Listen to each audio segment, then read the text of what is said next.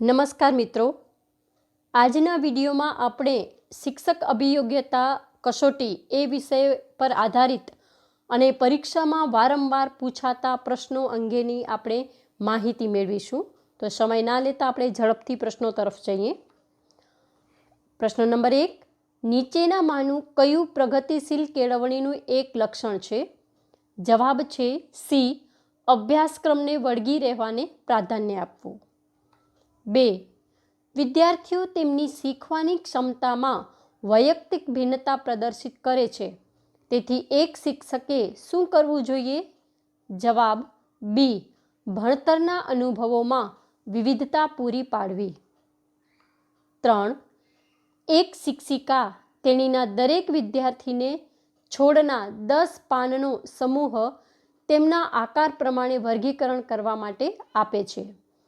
વિદ્યાર્થીઓએ પાનનો દરેક વર્ગ તેઓએ જોયેલા કયા છોડવાઓ સાથે સંબંધિત છે તે જોવાનું હતું, અને એ પણ જોવાનું હતું કે આ છોડવાઓના કોઈ સમાન લક્ષણો છે કે કેમ.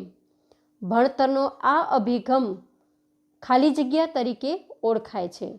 જવાબ ડી, સંરચનાવાદના સિદ્ધાંત. 4, નીચેનામાંથી કયો સિદ્ધાંત હાવર્ડ ગાર્ડનરે પ્રસ્થાપિત કર્યો હતો? જવાબ એ, બહુબુદ્ધિમત્તાનો સિદ્ધાંત. 5, NCF 2005 જણાવે છે, માહિતીથી અલગ કરીને જ્ઞાનને જોવાની જરૂર છે અને શિક્ષણ કાર્યને એક વ્યાવસાયિક ગતિવિધિના રૂપમાં ગ્રહણ કરવાની છે, નહીં કે માહિતી તથા તથ્યોને યાદ રાખવા માટે. ગોખવાની રીત આનો અર્થ છે કે જવાબમાં આવશે શિક્ષણનો હેતુ વિદ્યાર્થીઓને નિભાવવાનો ગોખવા માટે નથી, પણ તેમને સારી રીતે સમજાય અને તેઓ આ જ્ઞાનનો ઉપયોગ કરી શકે તે છે. 6, વાક્યને યોગ્ય રીતે પૂર્ણ કરવા માટે ખરો વિકલ્પ પસંદ કરો. બાળકના વિકાસ સિદ્ધાંતો સમજવા તે એક શિક્ષક માટે અતિ આવશ્યક છે, કારણ કે તે શિક્ષકને મદદ કરે છે. જવાબ, ભણનારાઓની જુદી જુદી શીખવાની રીતો સાથે કઈ રીતે કામ પાડવું તે સમજવામાં. 7, જો એક વિદ્યાર્થી સમૂહમાં રહેવું નાપસંદ કરતો જણાય અને તે અન્ય વિદ્યાર્થીઓ સાથે ન ભળતો હોય તો તે વિદ્યાર્થીને ખાલી જગ્યા જોઈએ. જવાબ સી, જૂથ પ્રવૃત્તિઓમાં ભાગ લેવા ફરજ પાડવી. 8, નીચેનામાંથી શું NCF 2005માં જણાવ્યા મુજબનો શિક્ષકનો એક હેતુ નથી?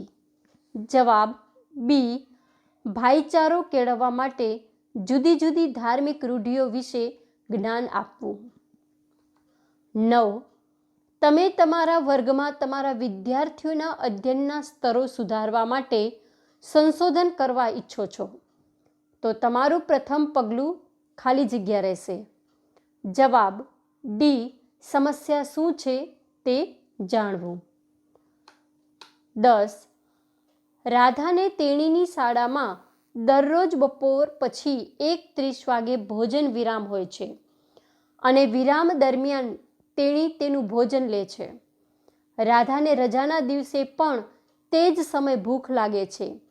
આ ખાલી જગ્યાનું ઉદાહરણ છે. જવાબ એ, શાસ્ત્રીય અભિસંધાન. તો મિત્રો, આજના વિડીયોમાં આપણે ટેટ-ટાટ પરીક્ષા આધારિત કેટલાક અગત્યના પ્રશ્નો જોયા. તો આશા છે કે આ સંપૂર્ણ વિડીયો તમને ખૂબ માહિતીસભર રહેશે. તો સંપૂર્ણ વિડીયો જોવા બદલ આભાર. ધન્યવાદ.